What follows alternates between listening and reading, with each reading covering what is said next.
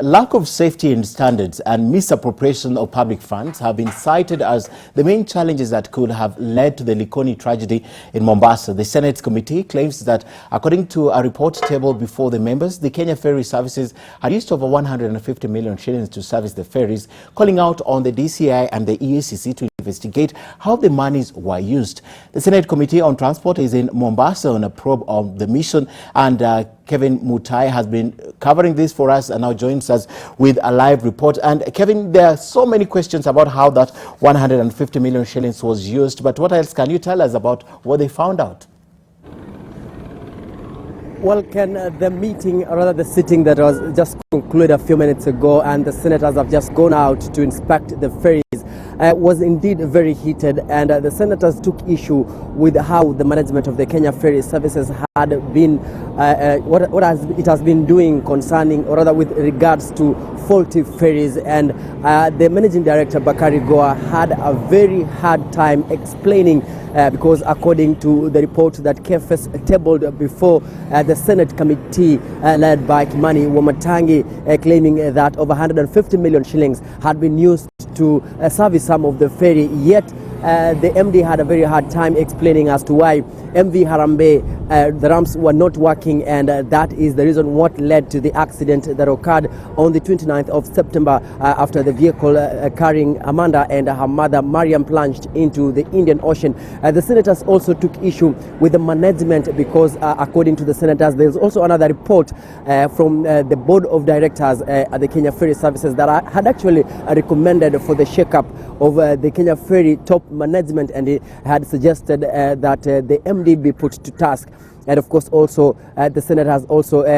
urging the ministry to make, or rather take necessary steps to ensure that that accident will not be seen again. But according to the ministry, remember the PS Transport and Infrastructure, Esther Koimet, was also part of the sitting, as well as the PS in charge of Maritime and Shipping Affairs, Nancy Karigidu, highlighting that the Kenya Ferry Services has been battling with issues of funding, and saying that according to the ministry that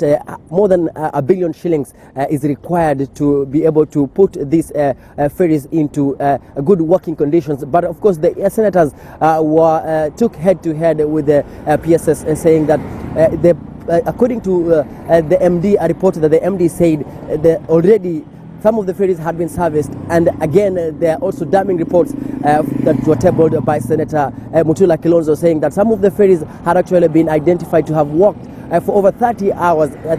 hours, I beg your pardon, and that is not what the international maritime standards and regulations require, and these ferries ought to have been even decommissioned, and that is also according to what the MD said, and had requested that some of them be grounded to allow for new ferries to be brought in to the country to be working in the Likoni Channel. But of course also we've also heard that there's also another ferry that had supposed even to have been brought into the country, but there are legal issues that the country is currently facing with the Italian company that is supposed to bring in that particular ferry. But of course also, Ken, as you said, the issue of misappropriation of funds, and of course also the senators calling on the Directorate of Criminal Investigations and the Ethics and Anti-Corruption Commission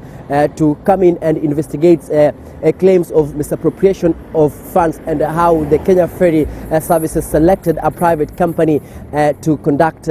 servicing of the ferry and dry docking facilities at the KFS. So currently the senators are inspecting the ferries and will be heading there shortly to see what will be happening, and of course before coming back for another sitting where we'll also expect to see the Kenya Ports Authority officials invited, and of course trying to also highlight other issues that have been happening here, the coast region, especially to do with the transportation of cargo via the road transportation, and that which involves also the truck driver. So all these, the senators will be here to try and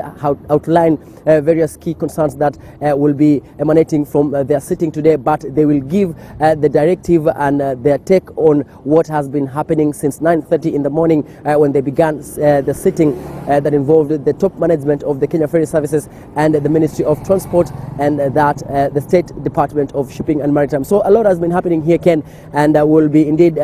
be giving our viewers more information to what will be transpiring as soon as as we get the full report after the inspection of the ferry, which is currently about to begin any moment from now. Ken.